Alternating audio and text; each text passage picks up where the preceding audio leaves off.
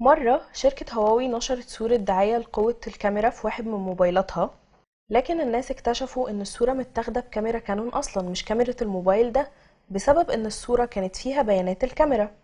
ودي حاجة مش ناس كتير يعرفوها، لكن الصور والفيديوهات وفايلات البي دي اف وكل الملفات التانية بيبقى فيها حاجة اسمها بيانات وصفية، ميتا داتا او اكسف داتا. ودي معلومات بتبقى موجودة في الملف لكن مش ظاهرة بشكل واضح فيه، وبتوضح امور مختلفة عن كل ملف. يعني لو صورة مثلا ممكن يقول اتاخدت امتى وبأنهي كاميرا والمكان اللي اتاخدت فيه كمان، وممكن يبقى فيه حتى تفاصيل دقيقة عن العدسة والإضاءة ومعلومات تانية كتير. البيانات الوصفية دي بتبقى مفيدة لما بنبقى عايزين نرتب الصور بالوقت اللي اتاخدت فيه، أو نجمع الأغاني بتاعت نفس المغني مع بعض. لكن لو عايزين نحافظ على خصوصيتنا واحنا بنبعت ملفات لأي حد، لازم نخلي بالنا من المعلومات اللي مستخبية في الملفات، واللي ممكن تقول حاجات كتير عننا مش عايزين نقولها.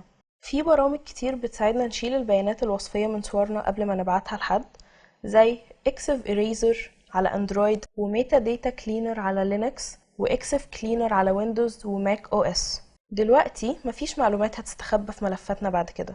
اعملوا لايك وابعتوا الفيديو ده لاصحابكم عشان هما كمان يخلوا بالهم من المعلومات المستخبية في ملفاتهم.